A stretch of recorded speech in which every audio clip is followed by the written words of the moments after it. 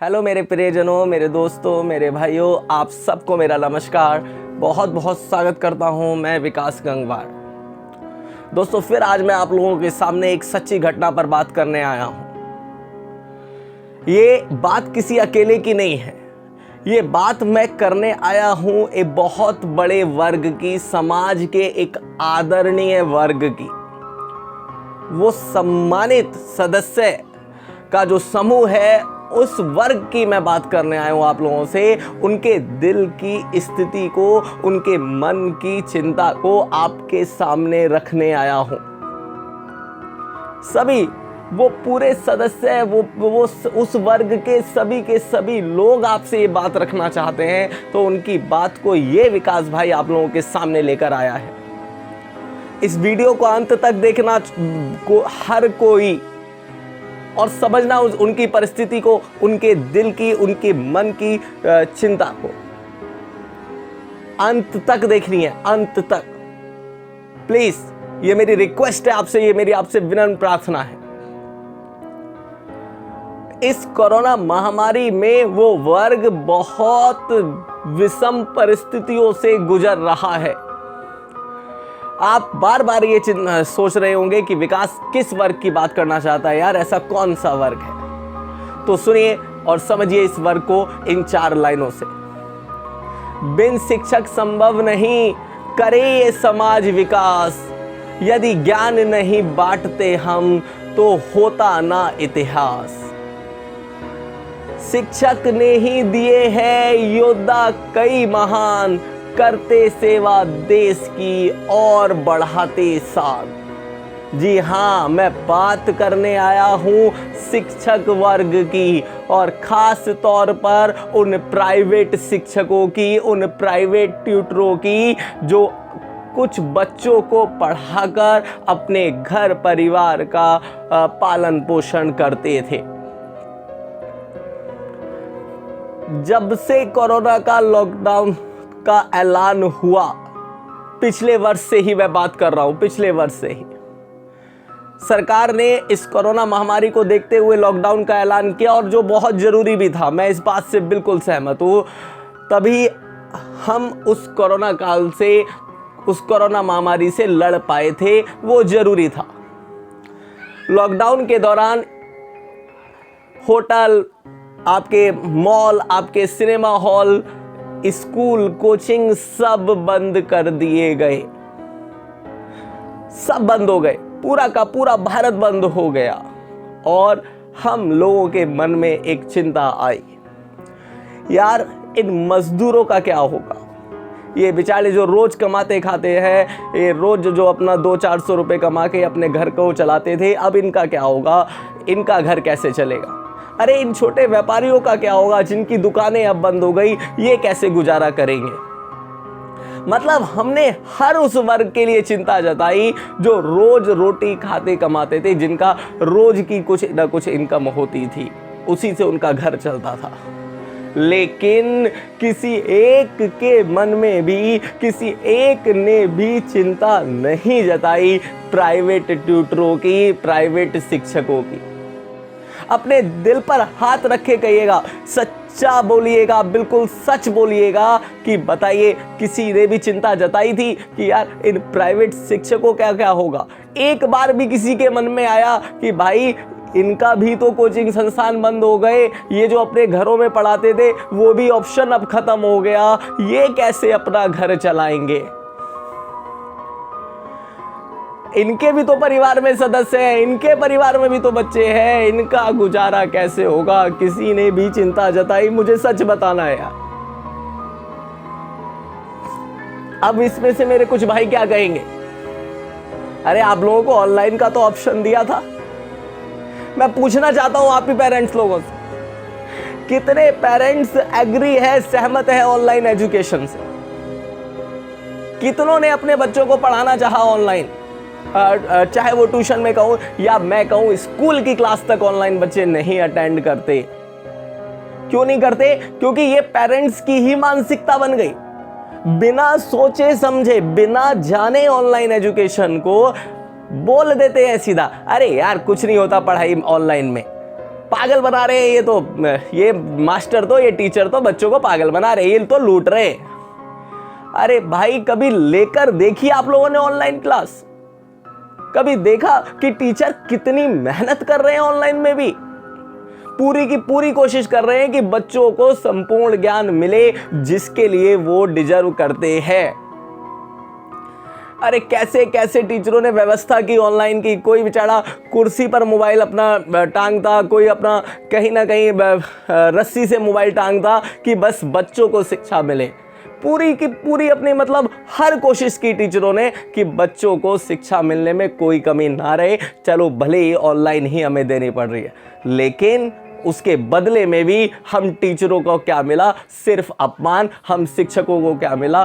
सिर्फ मतलब बदनामी। क्या कि भैया ये तो पागल बना रहे, ये तो लूट रहे हैं।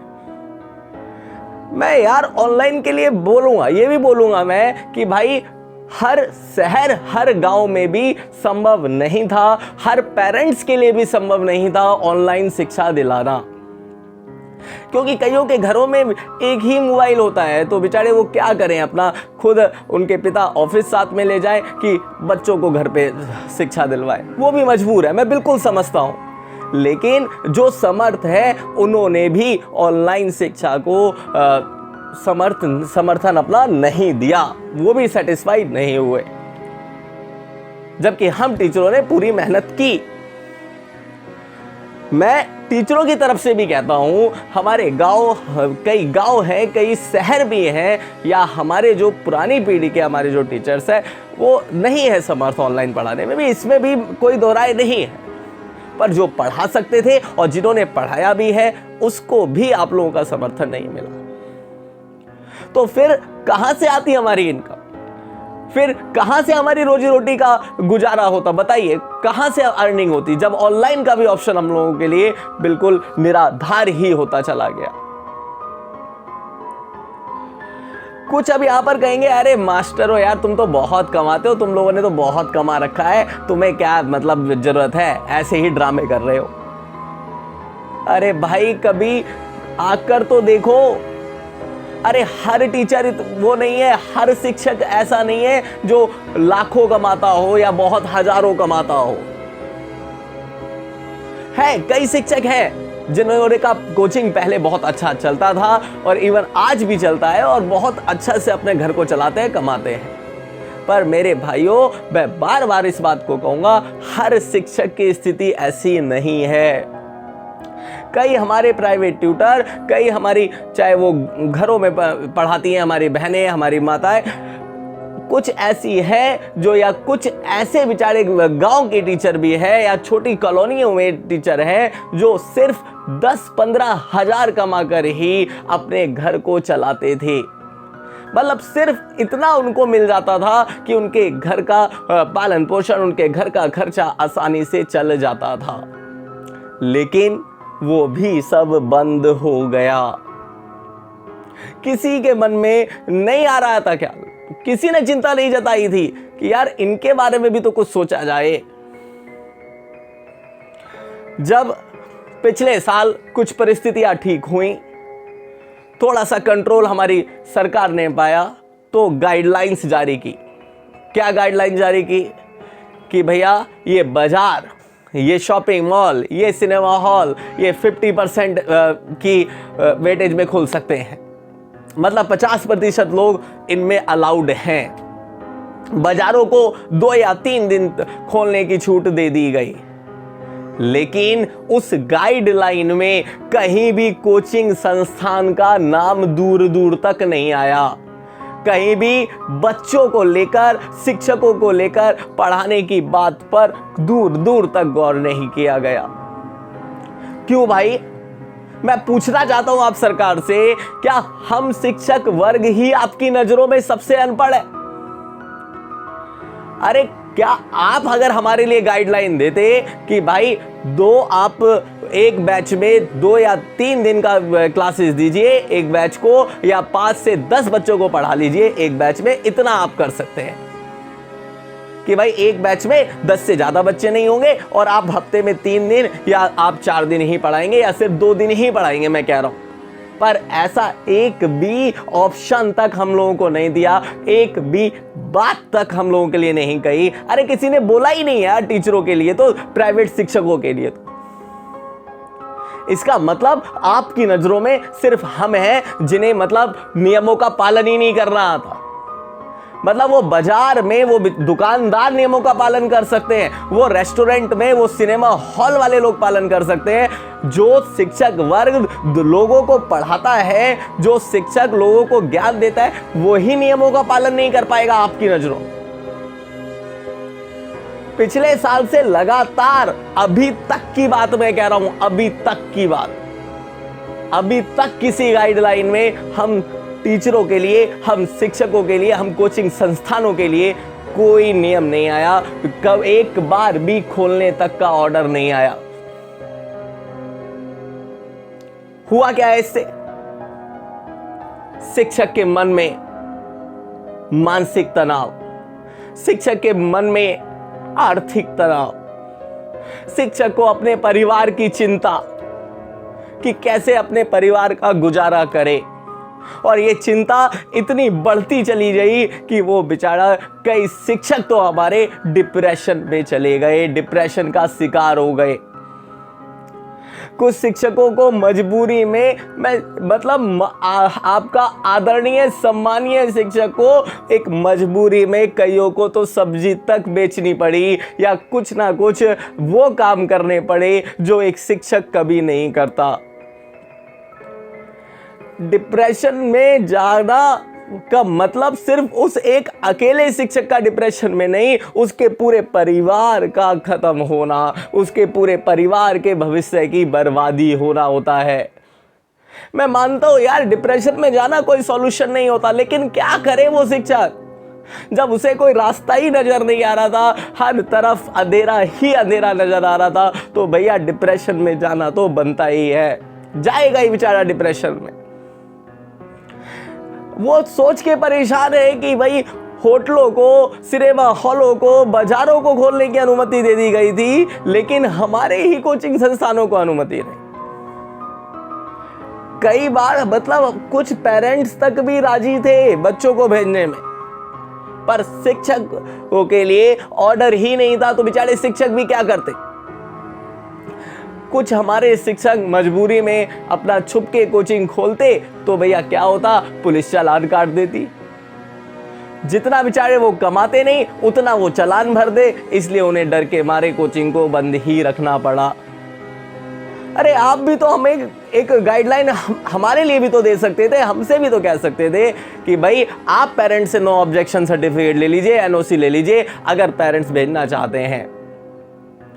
या हम खुद भाई टीचर आपके नियमों का पालन करते, अपने कोचिंग में हर वो सुविधा रखने की कोशिश करते जिससे बच्चे संक्रमित नहीं होते, दूरियों पे बैठाते, एक बैच में 5-10 बच्चे रखते, सैनिटाइज करते कोचिंगों को, बच्चों को सैनिटाइजर से उनके हाथ वॉश कराते। लेकिन करते कब ये, जब तुम लोग कुछ ऑप्शन देते, ये हमारी सरकार कुछ ऑप्शन देती। आप लोग ये ना सोचे कि मैं आप लोगों से कुछ मांगने आया हूं, या मेरा पूरा शिक्षक वर्ग आप लोगों से कुछ मांगने आया है। हमें कोई भीख नहीं चाहिए, हमें कोई रहम नहीं चाहिए आप लोगों से। हमें तो बस इस बात का दुख है कि हमारे बारे में एक बार भी आप लोगों के मन में चिंता नहीं हुई कि हमारे परिवार, हम बेचारे छोटे ट्यूटर्स जो घरों में 10-15 बच्चे या कोचिंग संस्थानों में 10-15 बच्चों को पढ़ाकर गुजारा करते हैं, वो हम कैसे करेंगे।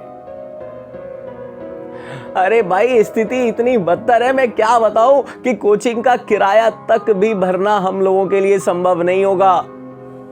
कहां से भरेंगे यार, जब बंद पड़े हैं बेवजह 2-3 महीने का या 4 महीने का किराया हम लोगों की जेब से जा रहा है।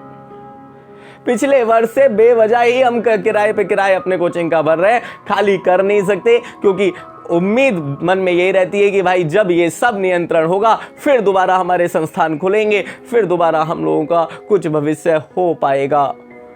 लेकिन सच्चाई तो ये है, आज मन में डर बैठ गया है। जो शिक्षक देश का भविष्य बनाते हैं, आज वो खुद अपने ही भविष्य को लेके परेशान है। डर लगने लगा है कि क्या भैया इस लाइन में आगे हमारा गुजारा हो पाएगा, इस प्रोफेशन में क्या हम अपने परिवार को रोटी दे पाएंगे। मुश्किल है, बहुत मुश्किल है भैया, बहुत मुश्किल है ऐसे गुजारा करना बिना इनकम के, बिना आय के। कैसे हम अपने परिवार को चलाएं। आप लोगों से पैसे नहीं मांगने आया है कोई परिवार, या मैं कोई सरकार से मदद के लिए नहीं आया कि भाई मैं कहूं कि हाँ आप लोगों ने जैसे और लोगों की हेल्प की है, और समुदाय की हेल्प की है, किसी को 5,000 रुपये, किसी को 10,000 रुपये, किसी को राशन पानी फ्री, ये सब आपने किया। हम ऐसी कोई आपसे रहम की भीख हम लोग नहीं चाहते। हम तो सिर्फ चाहते थे कि एक बार हम लोगों के लिए भी बोला जाए, हम लोगों के लिए भी, शिक्षकों के लिए भी चिंता जताई जाए, हमारे आस पड़ोस का भी सपोर्ट हमें मिले, उल्टा हमें अपमान ना मिले। लोग कहे कि हाँ हम आपके साथ हैं, आप लोगों ने हमेशा हमारे बच्चों की सेवा में आप लोग तत्पर रहे हैं, तो हम भी आप लोगों के साथ हैं। और हम शिक्षक सेवा करते आए और आगे भी करते आएंगे। वैसे तो आप लोग क्या कहते हैं, सुनिए मेरी लाइन को, बिन शिक्षक संभव होता नहीं, बनता कोई महान, प्रभु समान सदा रूप में होगा शिक्षक का स्थान। पर ऐसा है जी? नहीं है भैया, नहीं है। हम लोगों की तो स्थिति बद से बदतर हो गई है। आज तक, अभी तक हमारे लिए कोई हल नहीं निकाला गया है। तो मेरी बस ये एक विनम्र प्रार्थना अपने समुदाय, अपने शिक्षक वर्ग के तरफ से आप लोगों के सामने लेकर आया हूं कि इस बार सरकार मेरी अगर कोई आप गाइडलाइन देते हो तो हम हमारे शिक्षण संस्थानों को, हमारे कोचिंगों को भी खोलने का आदेश दे दें। बस मेरी इतनी सी बात मेरे सभी भाई बहनों इस सरकार तक पहुंचा दो। नियम आप देना, जो आप लोग नियम बताओगे हम फॉलो करेंगे, बस खोलने की अनुमति दे दो, वरना हमारे परिवार भूखे मर जाएंगे, हमारे शिक्षक रोड पर आ जाएंगे। जो सब सम्मानीय शिक्षक, जो सम्मानीय वर्ग है, उसको दर दर भटकना पड़ेगा। कई बेचारे हमारे शिक्षक तो इस वर्ग को ही छोड़ के चले गए हैं, अब कुछ अदर काम करने लगे हैं, अदर वर्क करने लगे। करे भी क्या यार, मजबूर हो गए हैं वो, कहां तक सहें, कहां तक चलाएं। ये मानसिक तनाव, ये आर्थिक तनाव कब तक बेचारे वो सहते। करने लगे कुछ भी काम, बस अपने परिवार को 2 रोटी दे पाए, हर बस उनके मन में यही रहा। पर आप सोच लो, अगर ये शिक्षक चले गए, अगर ये शिक्षण संस्थान ही बंद हो गए, तो हमारे देश के बच्चों का क्या होगा, हमारे देश का भविष्य क्या होगा, ये आप लोग भी सोचो। अब मैं ज़्यादा और नहीं बोलना चाहूँगा, बस आज मन में ये बात आई, मैं बहुत दिनों से परेशान था इस बात को कहने के लिए, तो मैंने आप लोगों के सामने अपने पूरे वर्ग की बात को रखा है। तो मेरी हाथ जोड़कर प्रार्थना है, मेरी मोदी सरकार, मेरे आपके हर राज्य की सरकार, चाहे वो केजरीवाल सरकार हो, चाहे वो योगी सरकार हो, हर राज्य की सरकार से मैं प्रार्थना करता हूं कि इस बार जब आप कोई गाइडलाइन दें तो कृपया करके हम शिक्षण संस्थानों के लिए भी गाइडलाइन दें। हमारे लिए भी वहाँ पर साफ साफ लिखा हो कि आप भी खोल सकते हो, आप भी अपने घर का खर्चा चला सकते हो। मैं विश्वास दिलाता हूं आपके द्वारा दिए गए नियमों का पालन किया जाएगा। तो मेरे सभी भाइयों, मेरी बहनों, उम्मीद करता हूं मेरी इस बात को आप लोग सब तक पहुंचाएंगे। बस मैं इतना ही कहना चाहूंगा। आप सबका बहुत बहुत धन्यवाद।